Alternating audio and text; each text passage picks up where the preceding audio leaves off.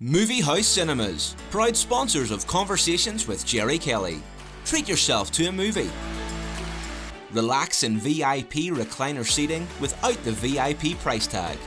At Cityside, Glengormley, Mackara and Coleraine. Enjoy the show.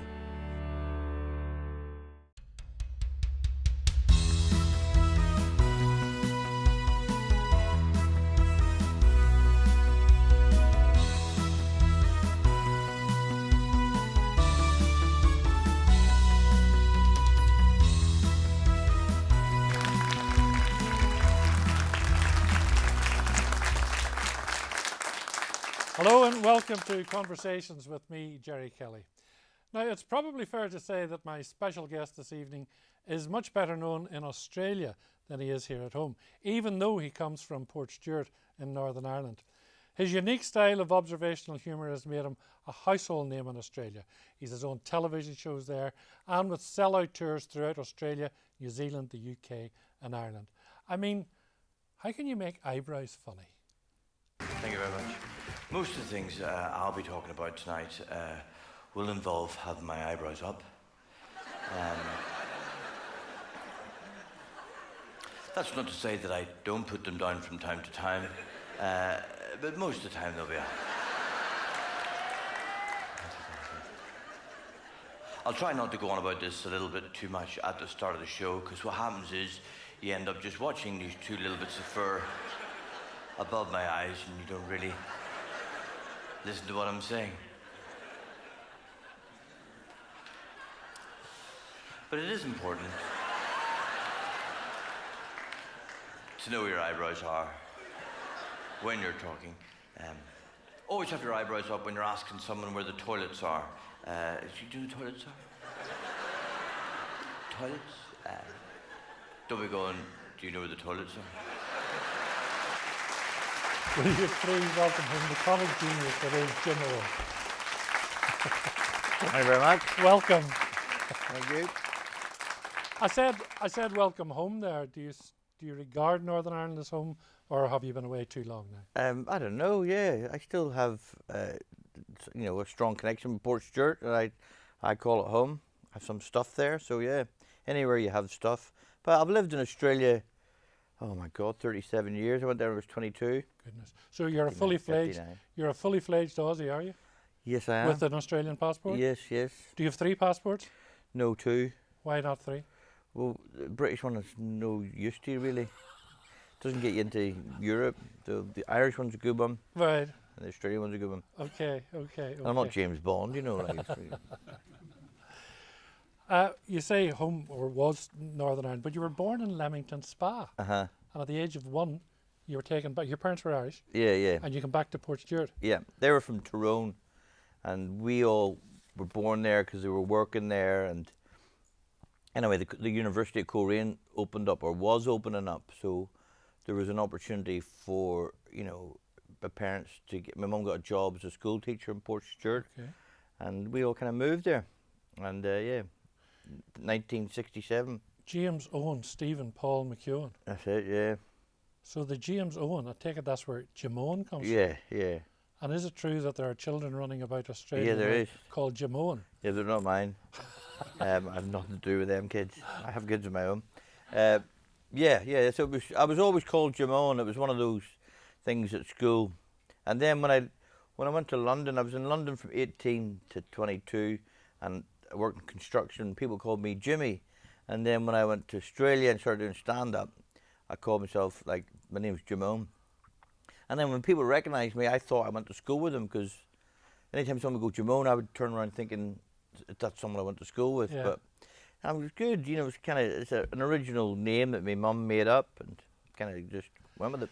Tell me about those days and your memories of those days in Portstewart. Tell me about Mum and Dad. You said your mum was a teacher, your dad was in the building trade. He was a plasterer, yeah. And what were your hopes and plans for the young Jimeoin then? Well, I did very badly in my O-levels, and went to Coleraine Tech, which was the best thing ever. I loved Coleraine Tech, and then went from there to a polytechnic in London and did a building construction course. So is that why you left Northern Ireland? Mm-hmm. At 18? Yeah, to further your education? And then worked in construction and kind of liked that, but I kind of just didn't really like working on a building site is really hard work, and I just didn't really want to do really hard work. I didn't really want to work outside, so I was probably delusional. But I wanted to do anything but work hard. Like I wanted to be in a band, I wanted to be an actor. I just at that age wanted to do something, and then just by default, I went to a comedy night. And I was good at telling jokes. I'm one of those people, separate to being a stand-up comedian, I happen to know loads of jokes, and I've got a good memory for them. So I got up and told 3 jokes. This is in London? This is in Australia. Oh, right. And that's kind of... I was trying to meet different people because I was stuck with Irish, Scottish, English people. And I wasn't meeting any Australian people. So hold on. You were 22 at this stage when you went to Australia. Yeah. Was there no signs of any comedic worth in you up until then? No, I didn't really just... No, I didn't really... Everyone was funny. We were all kind of... And I didn't even know what stand-up was. I knew who Billy Connolly was. I knew who Dave Allen was. But I didn't know there was this scene where you could just get up and do stand-up. Like, stand-up's massive now, but back then, it was like an occult. It was like this small group of people. And I did it purely for the social reasons. I felt like I'd found my tribe. I'd enjoyed these other people I was doing it with. And I had just a lot of fun with and had the you nerves. had you a style then, the way you have a style today? No, but I met these 2 guys from Belfast, and they were living with this other guy who was doing stand-up. And we would be in a social environment or something, and I would say something, and he would laugh, and then he would say to me, "You need to do that. You say that on stage." And I would like, "They won't get that." And he goes, "You'd be surprised." And he was the guy that kind of encouraged me to say the things I was finding funny, but I never thought. And then when I said them on stage, I went, I have got miles of this stuff. My whole youth was those thoughts. So I ended up doing stand-up about things that I thought about as a kid, and just sort of, in some ways, not seeing stand-up was really good because I wasn't influenced. And then that way I sort of got my own style. My mother used to have the phone in her handbag, but it was a house phone. When we were kids, she didn't trust us with the phone. She used to unplug it, take it to the shops with her. Anytime we were on the phone, my mum turned into Mick Jagger.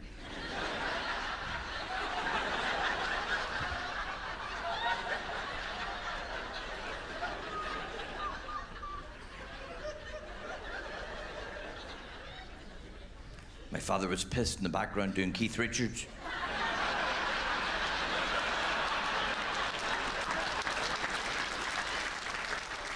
And very quickly, I got a good following because I lied about my past. I told them I'd been doing it for years, and I got booked in this club, and ended up getting like a 10-week season. So that when I started doing stand-up, to get to do 10 weeks, like every night of the week, was great flying hours. Yes, So yeah. my experience within a year was really good.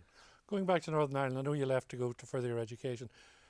Did the situation in Northern Ireland at the time impact on any decision to get out of Portrush? Yeah, I didn't really sort of, like, the undertone of Northern Ireland wasn't very good then. So yeah, I probably wanted to see the world anyway, but it was pretty bad at that time. And going to London was kind of the same, really. You were, the thing about Australia, I don't know if I would have done stand-up here, because if you were in the UK talking with this accent and not mentioning the Troubles, would have been like the big white elephant in the room. Like, you had to mention the political situation, and I really had no interest in talking about the Troubles, or I've never had any interest in talking about politics. And if I was in a pub and people started talking about politics, I would like, right, I'm out of here. Mm-hmm. But so I wouldn't have done stand-up. I felt that it was because I was in Australia, and they can't tell that this is nanny nonny. They just hear an Irish accent. They could hear. They think it's doily doily, but it's not. You were 20. You were 22 when you went to Australia, and I think you bought a one-way ticket. I did, yeah. So you were very determined that you were going to leave this part of the world behind you. Yeah. But why Australia? Well, it was warm and it was kind of like, but it was also, it was very much in the air at the time. This is 1988, the bicentennial year. So January the 26th, I came home from work on a building site and stuck the telly on. There was just a little black and white TV, and it was the celebrations in Sydney Harbour. And it didn't dawn on me that was summer. I thought that was winter. I was like, what an amazing day in the middle of January. What's it going to be like in summer? It'll be even better. I just thought, wow, I've got to go there. So I was there within 3 weeks. And knew nobody there? Knew a family from Portrush and slept on their sofa. Surfed their sofa, as they say. And did you work at any other jobs, or did you go straight into the comedy thing? No, I was in construction. I was worked on building sites for a year. You actually did do that? Yeah. A couple of years, about a year and a half, and then started doing stand-up. And then there was a recession. I don't know if you remember that, back in 1988, 1989. Interest rates went to about 17%, and the construction industry just shut down. So I kind of lost my job, and then I was doing a bit of stand-up. So I had my hand forced, so I sort of sold my tools. My mother kept saying to me, "Don't forget, you've still got your tools." And I'm thinking, I've sold them already. Years ago. Yeah. But then I just ended up getting jobs as a writer on other shows, and then doing stand-up. And was there one thing that's made you say to yourself, "I'll go full time at this. I'll have a real bash at this"? Yeah. When you're getting paid money, yeah. That kind of crept up, you know. Now you mention that, no, I don't. I'm working now, so as long as I'm working now. But if I'd gone for a period of time without work, I would have reevaluated it. But I ended up earning like enough money to pay rent and to live, and better than I was getting on a building site. So I'm going to, and like the construction industry, it totally come to a halt. Okay, you were making enough money to keep yourself in Australia. Was there one big break that got you noticed throughout the country? Because you ended up making films. Yeah, no, it was strange. There was like this show called The Midday Show, which is, do you remember Pebble Mill at One? Do you remember that show? It was kind of live recording, and there was a studio audience that were ancient, and they didn't laugh, you know. They just, I say they used to knit, and then you get the punchline of the joke, they just knit a bit quicker, that was it. But there was a band, and the band would laugh, and you just did it down the barrel, like you just did your act. And at home, it was registering with people, and they couldn't get stand-ups to go on it because you'd down your hole, like you really looked terrible. But people were watching it at home, and that was the break. Really, I went on tour, and it was sold out to people in their 70s. When did you start doing this observational stuff? You look at the inconsequential things in human nature, and you turn them into that thing about the eyebrows. Yeah. Like, where did that come from? I was lying sleeping, and I just thought of it in my sleep, and then I went, "Oh, that's good. I'll try that tonight," and it worked. Often when I'm waking up, I have a good funny head on. I've tried to write jokes in the past, and I was going to say, how do you know you're funny? yeah, when it makes you laugh. Really? Well, I'm the first person to hear the joke because it's kind of organic. Like I don't go, I go, oh yeah, write that down. Like that's how it works, really. And I've tried to write stuff in the middle of the day, and that never really worked. I'm talking about these little things that you pick up in human nature. The press now call you the master of microscopically and sublimely observed human behaviour. Yeah. Do you recognise yourself in that?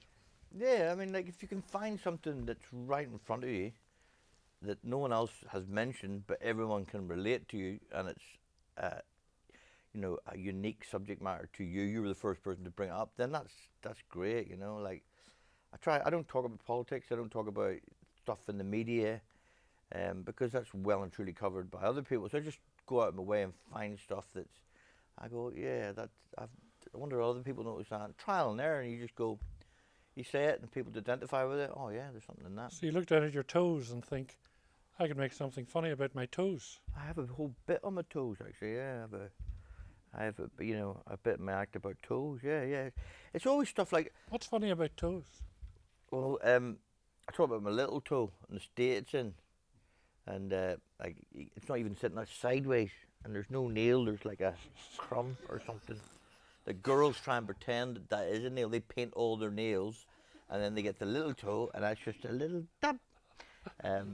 So yeah, there's, you know, I often try and write stuff just by sitting down and going, right, we're what's in the room here, or, you know, I used to do stuff about coat hangers and tin openers, and it was always stuff that was right in front of you.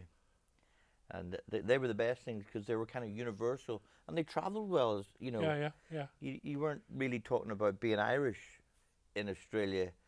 And when I came here and did shows, and even now, I would never mention that I live in Australia. Really? Never comes up. Why do chickens walk like they're in a minefield?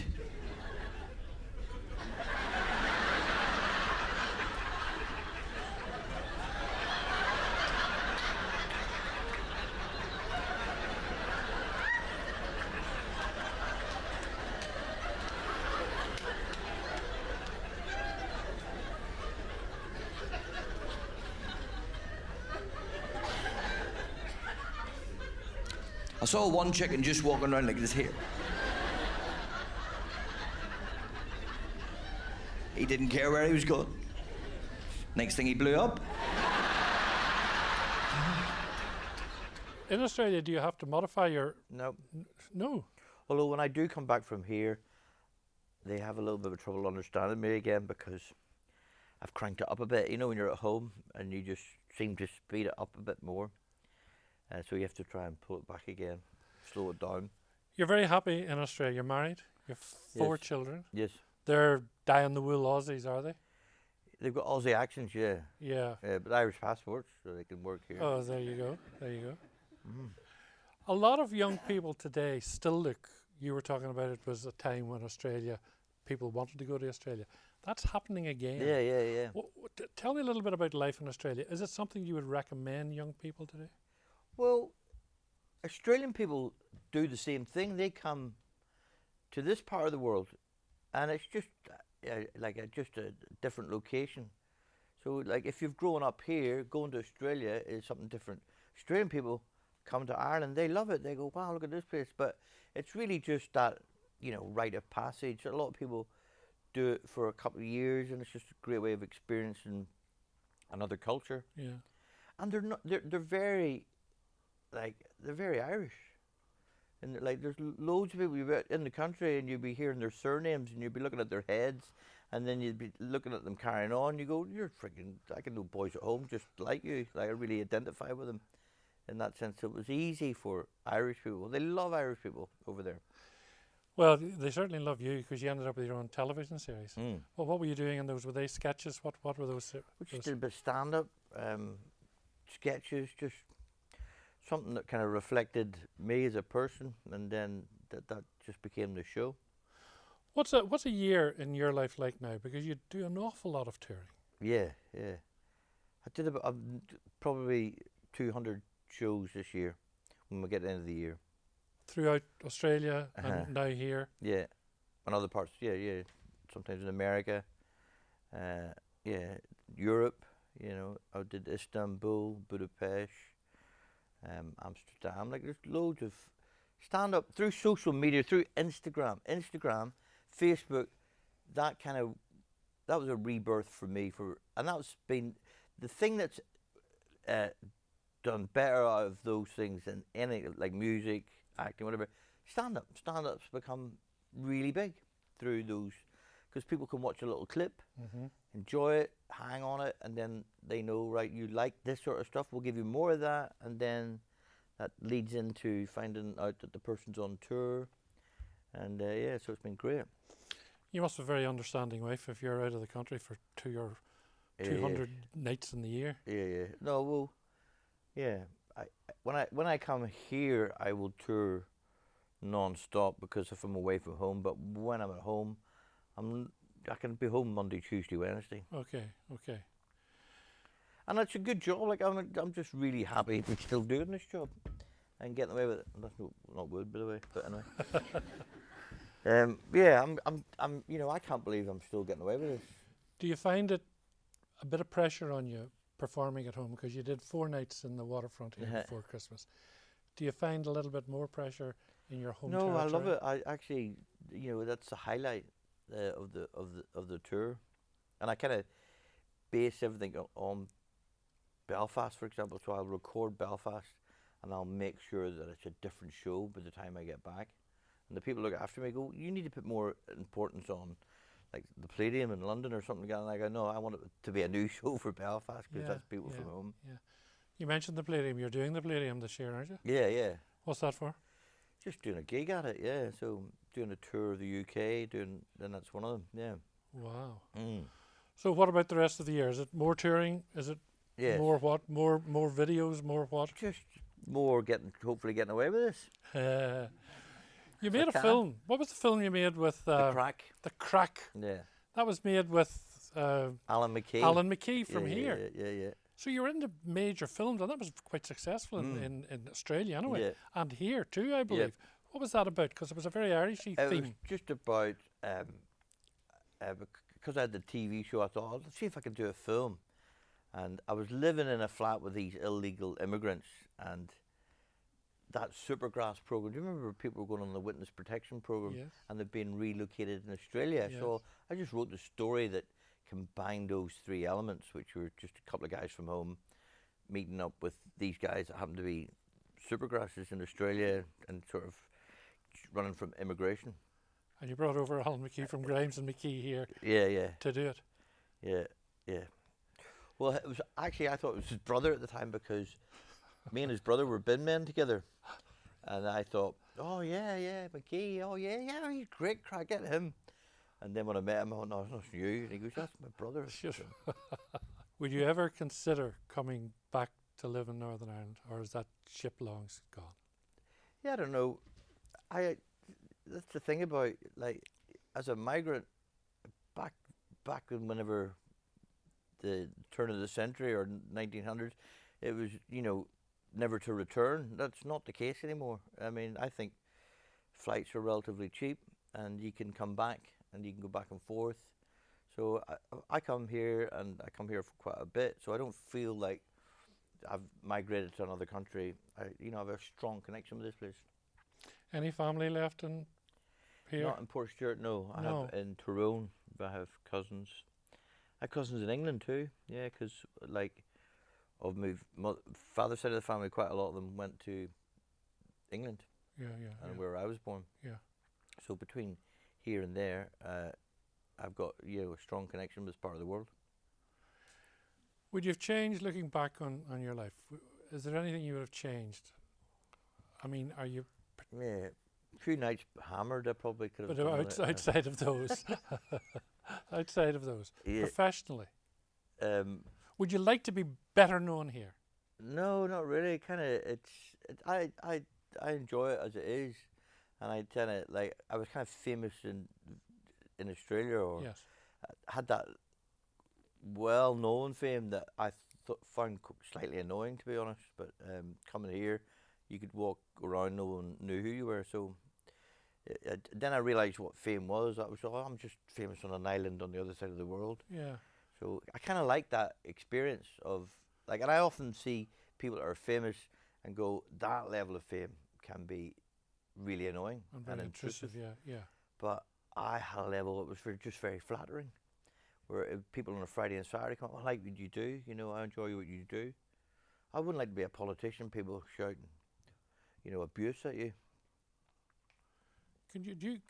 Although I do get that at shows. Can you live fairly anonymously in Australia or in your hometown? Where are you, Melbourne? I don't know. I've sort of like I've been famous for 36 years, so I kind of moved on from that. But you've I think. remained very normal. Yeah, I just kind of just don't really notice it anymore. The fame. Yeah, I'm just flattered by it. Fully, just go, oh, thank you very much. Somebody goes, I enjoy what you do. It's nice.